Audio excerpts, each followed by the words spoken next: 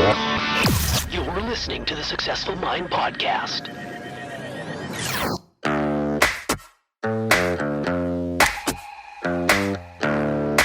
Successful people learn how to make their minds work for them.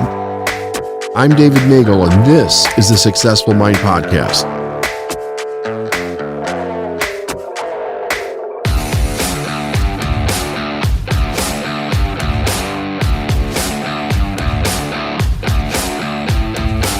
Hey everybody, David Nagel. Welcome to another episode of the Successful Mind Podcast. Today I have my guest, Abagail Pumphrey. She is the owner of Boss Project, and she's here to talk about her amazing business and kind of like the revolutionary thing that she's doing with individuals. So, Abagail, welcome. It's great to have you here.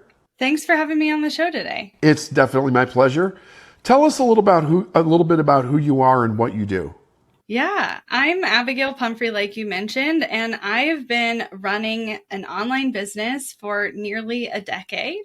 I started in the online world as a branding and website designer and built my initial agency. And I, like a lot of people, enjoy telling my story and enjoy talking about the process of building business. And so I spent a lot of time in those early stages turning around and teaching everything I was learning along the way. And that ultimately helped me build a community of entrepreneurs all over the world who are all individually building their own online businesses. And I'm here to help educate them on how to create more sustainability, build more revenue, and save more time behind the scenes. So, first of all, I think that's absolutely fantastic. I'm so thrilled when I see more and more people moving into the entrepreneurial space. You know, it's so much different out there in the world than when I started 26 years ago. It was narrow. The internet was just starting to come up and, take on a life of its own. And of course, technology has made it so much more available for people to do their own thing and be in charge of their own money and their paycheck and ultimately their destiny. How did you get started doing, I know that you have a story about a traumatic brain injury, correct? Would you mind talking about that a little bit? And I'm particularly interested in it because my son had a traumatic brain injury in a car accident a long time ago. So I've seen what some of those struggles actually look like. Yeah. So I was about 1.5 years into business. Up until that point, I had really been building a business in a way that I would probably equate more to freelance. I was going out and getting clients. I was bringing them in. I was doing work for hire and sending out, deliverables back their way. But in 2016, I was in a 5-car collision. And on that day, everything about my life changed in an instant. I really could not have anticipated everything that would come my way afterwards. It was ultimately a long 5-year recovery, but that initial shock put this ripple effect into my business where I became incredibly aware of just how reliant the business I had built was on me. And I didn't have a way to step away, and I was at risk of losing absolutely everything. And I had to rebuild from the ground up and create a business that gave me more flexibility, that was less reliant on me as an individual and could continue to thrive when life inevitably happens. So you basically had to keep doing your business while you were recovering. I had no other choice. You had no other choice. How did you do that? I don't know, honestly. Some days I think it was sheer willpower, and I often was burning myself completely out because I was giving every ounce of energy I had to running the thing. But as soon as I could take adequate time off, I did. And I did get to the point, it did take 6 months to a year to get there, but I did get to the point I was able to go down to working 7 to 10 hours a week for more than a year after that. So it took time to transition and definitely battling through some of the hardest moments of my life. But I kept it going. Now, that being said, I didn't do it alone. It wasn't just me. At the time, I had a business partner, and we had really terrible timing. And that a month, like the month after my accident, she adopted a baby. And so she was planning to take maternity leave when I needed to take medical leave. And so we went into kind of fire mode, and we ended up doing a launch completely asynchronously. We set it up in a couple of weeks, and then we both took more than 6 weeks off completely during the month of January that year, and ran an entire launch completely without us being in office. Wow. That's impressive. Considering also that everybody knows that's ever tried a business or has a business that it's especially challenging in the beginning, right? I mean, it talk about personal growth. It challenges you in every possible way. I can't imagine if the part that you need to rely on the most to work the business is damaged and you're having to struggle through whatever the struggles that you had doing that. It's interesting because it seems like that was the impetus for your message. Like, did you have this idea about being able to not be as involved and do as much beforehand, or did that come from the injury itself? So it was sort of a two-parter. Like, leading up to this point, I was already incredibly passionate about helping people create more financial freedom. I grew up in a household where money was a struggle. Both my parents were on long-term disability. And so when I started my business, I was used to always being in that like fight or flight, stressed about how life was going to work out. And so I was deeply passionate about helping people build businesses that supported the life not only they had, but the life that they wanted. And I didn't realize how incredibly important it was to, additionally to that, make it less reliant on you until that happened. That's fantastic. When you So are you looking for, like, in the core of your business, like your ideal client?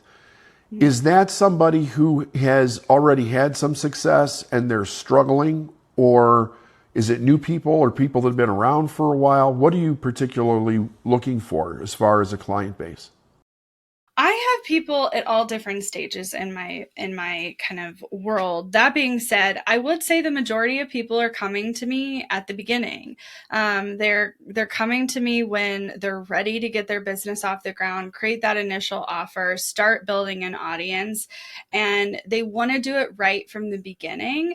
And sometimes that's because they're just deeply passionate and excited about building a business that way from the beginning. And a lot of people also come to me when they're in the middle of a really hard challenge. Like, they are going through a chronic health struggle, or maybe they took on caregiving, or, due to some sort of accommodation they can't find in a traditional job, they want to build a business for themselves.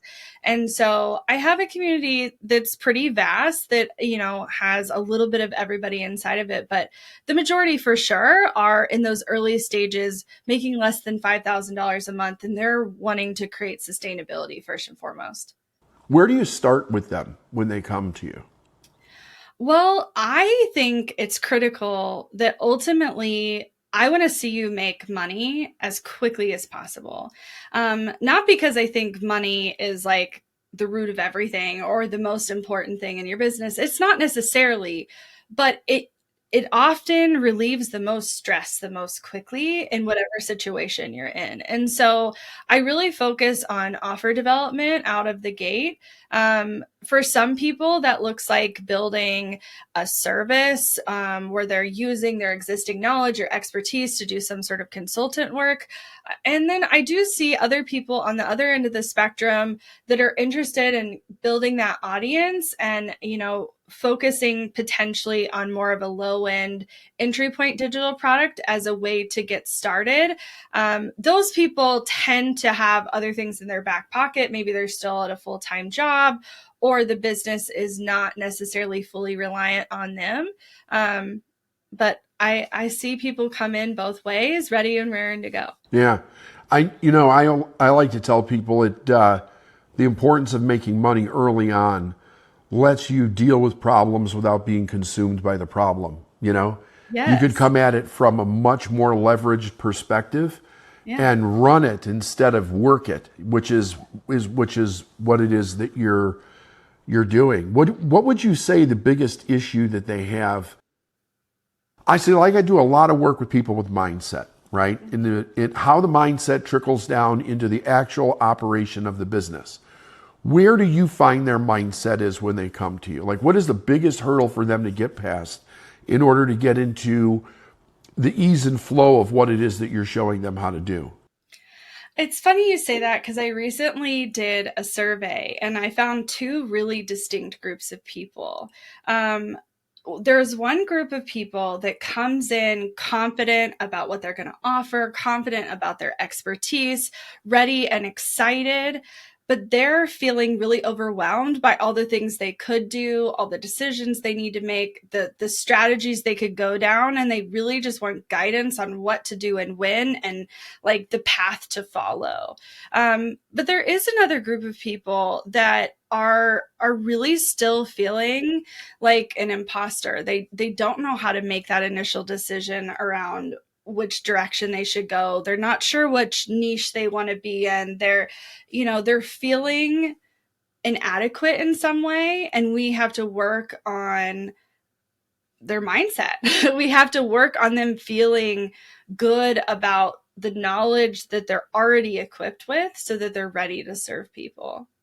Have you noticed from the time you start working with them until they start to make some money and go like, holy cow, this is actually real. We can do this, that it changes the goals or the direction that they ultimately want to go? Like, does it lift their spirit enough to be like, okay, I can go for a little bit more here? Yeah, I think a lot of people tend to shoot low or downplay what they think is possible. And a way I tend to talk about it with them is that we tend to overestimate what we can do in a short period of time, but dramatically underestimate what we can do in a long period of time. And, for some of them, if you're just getting your business started, day 1 to day 365 is actually a really big chunk when you've never been in business before. When you're on year 10 and you've been in business a long time, a year doesn't feel quite as long anymore because it's all relative. Right. Time doesn't speed up, but the percentage of which it's taking up changes. So, I think these people are just not really sure what they're capable of just yet. And they need to get that proof. They're all searching for proof, whether that's testimonials, sales, people really demonstrating and getting value or exceeding the goals that they set for them. They all kind of have different things they're hoping for at the end of the day. Not all of them are money motivated. I may be money motivated, but not all of my clients are. And we have to figure out what's going to help them get there. But ultimately, I'm always pushing for how can we take messy action. It doesn't have to be perfect. It doesn't have to be the exact right answer, because there's very few things we can do in business that are unchangeable.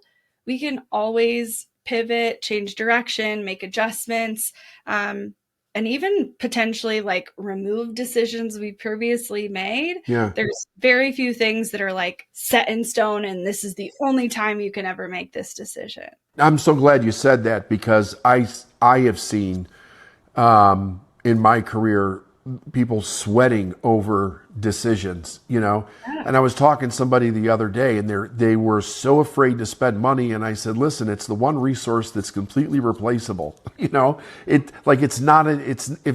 you make a mistake, you can fix it, you can replace it. Money comes in easy. It's not hard. And then they look at you like, they've never heard that before.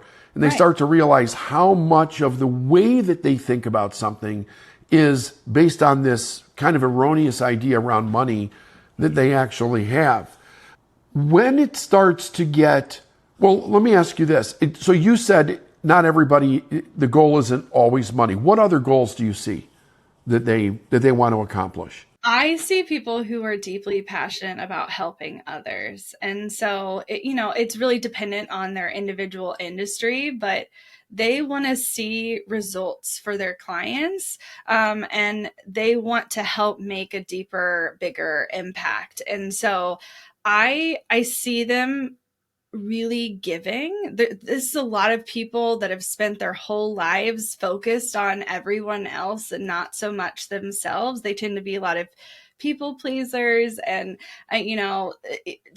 strove to be the star student in every classroom, participate in all of the ways. And I do in some ways. While I think that is so incredible and obviously has so much room for long-term impact, I do often have to remind them that, like, if you're not good first, this impact that you are going to create is going to be very fleeting. And so I really try to get them to take care of their four walls and make sure they have enough to create something that's sustainable for their current lifestyle. And then beyond that, we can focus on growth and impacting more people once they're financially taken care of. Yeah, for sure.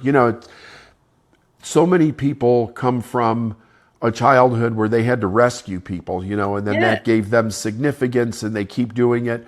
They have the seeds of being a great entrepreneur because it's outwardly focused on, they actually want to solve problems and help people, but they have to help. In this case, they got to rescue themselves first, Mm-hmm. And that question of, because I always ask people, what do you want? What do you really want should be the most important question you ever ask yourself, because the better you get, the more people you can actually help, So I think that's wonderful. The time freedom is something that's pretty amazing too. And I think that's new. I don't know if you agree with that or not. Tell me if you do.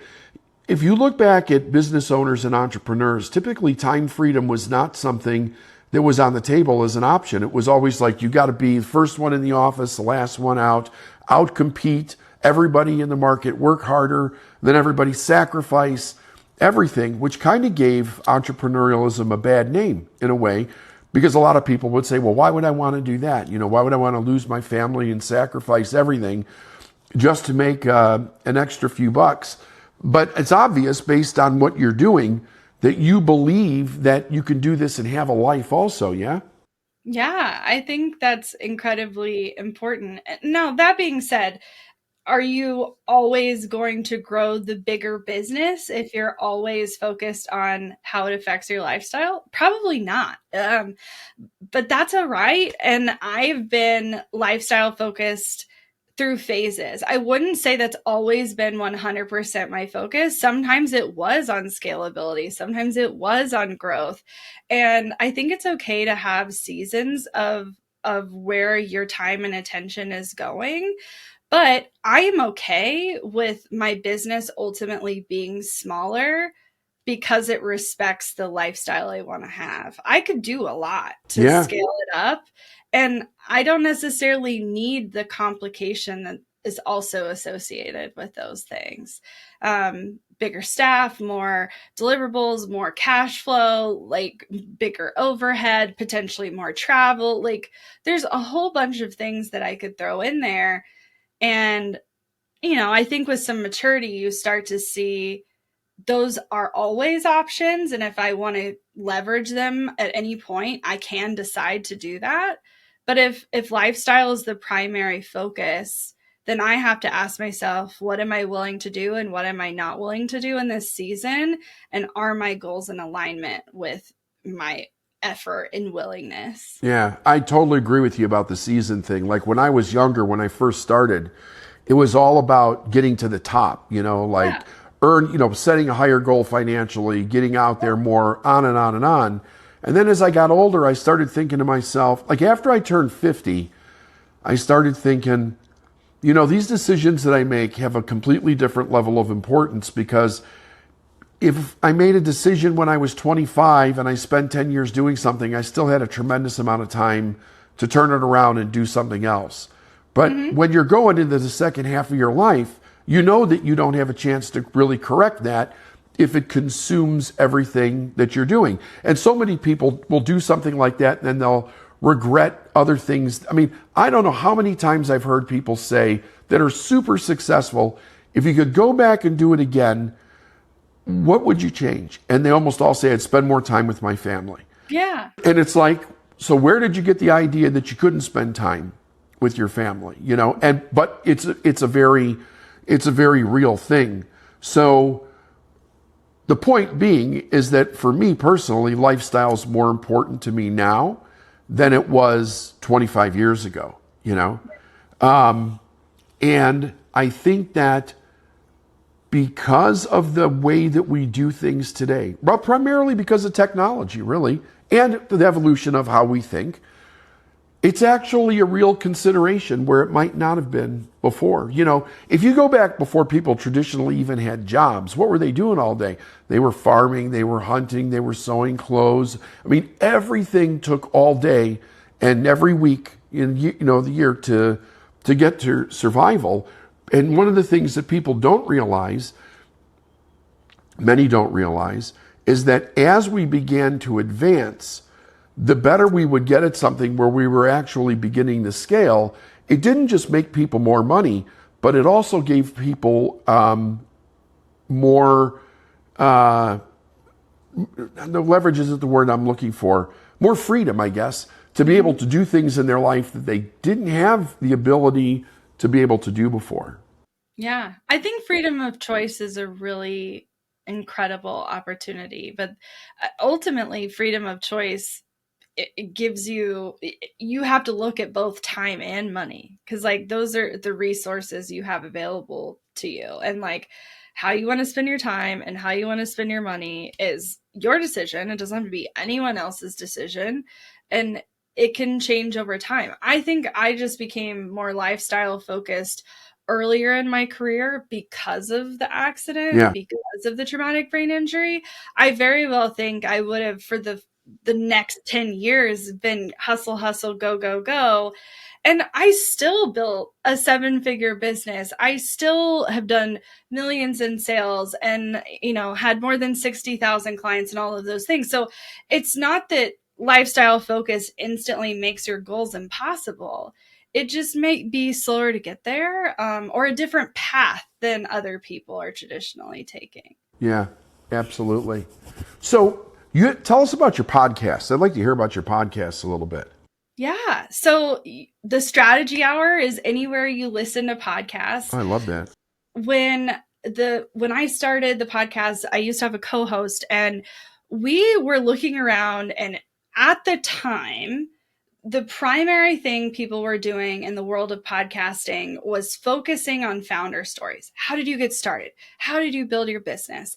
And while that was incredible, we were like, but how do you do all of these very strategic things that like require strategy? And like, what are the action steps you need to take? Like, it didn't feel like there was any blueprint out there. And so while we still absolutely asked about people's stories, we had them bring the action steps. Like, how do we actually tackle this specific subject that the guest has a unique expertise in? And let's dig into it.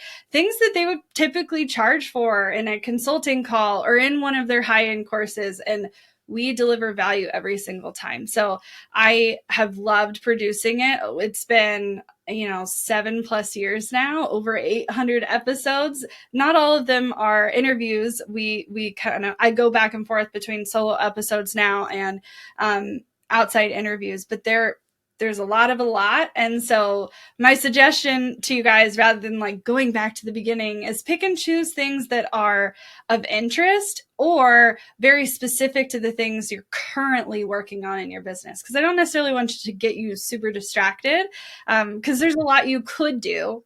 Let's do the things that are going to help move the needle the most. Right. So tell everybody the name of it again.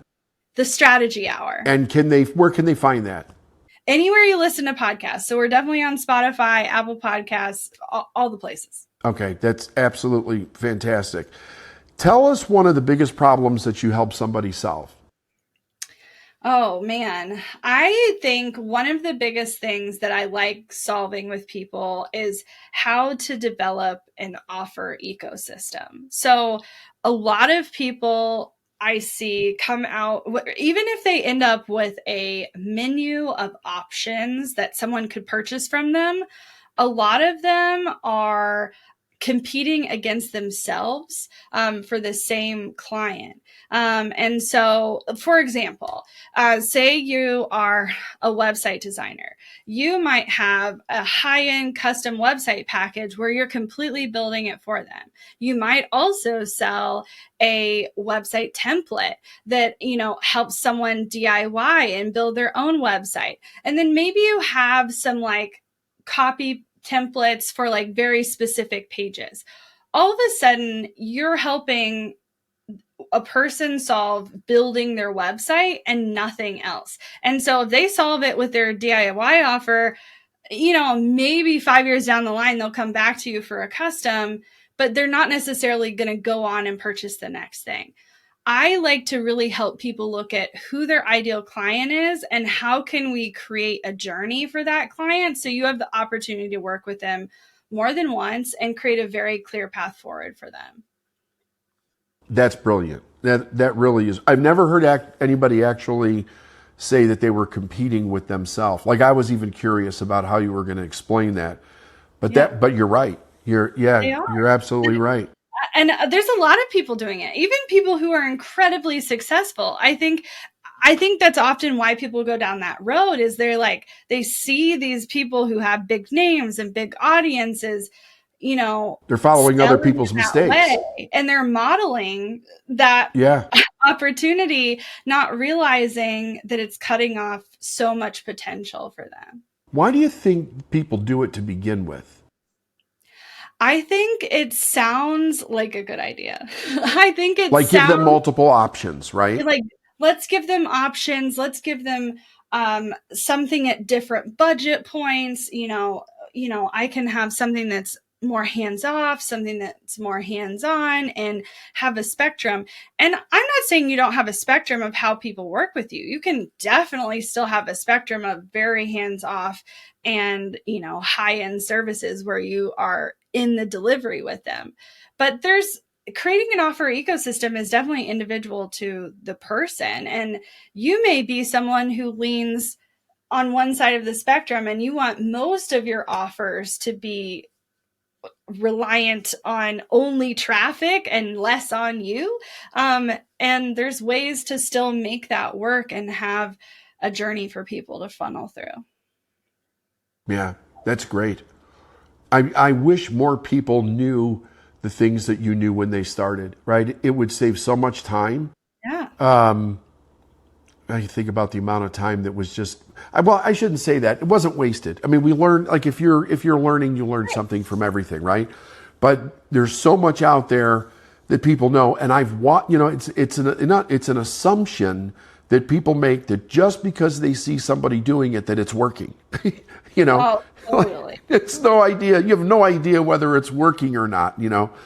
So that's fantastic. Tell everybody where we can find out more about you. Yeah, I would love for you guys to come check out what I do. You can find more at bossproject.com. I have a plethora of blog posts. You're going to find all the show notes for the podcast. I'll link you up there. I also encourage you to check out creativetemplateshop.com. I have a wide variety of templates available for small business owners who are trying to solve very specific problems, whether that's building a webinar deck or creating a pitch for your next sponsorship deal and anything in between, social graphics, the whole nine. We have all of that available as one-off or inside of our membership, the co-op, and there's a lot there. So I'd love for you guys to dive in and see what's there. And as always, if you have questions for me, I am not someone that's hard to reach. Like, I may have a big audience, but I'm just a DM away.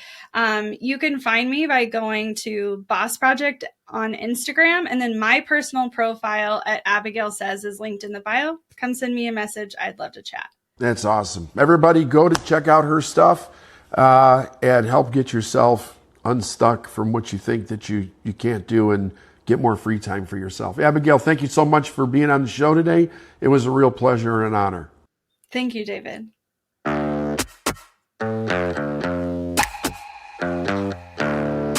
Thanks for listening to the Successful Mind podcast. If you like what you heard and you want to learn more, go to lifeisnowinc.com.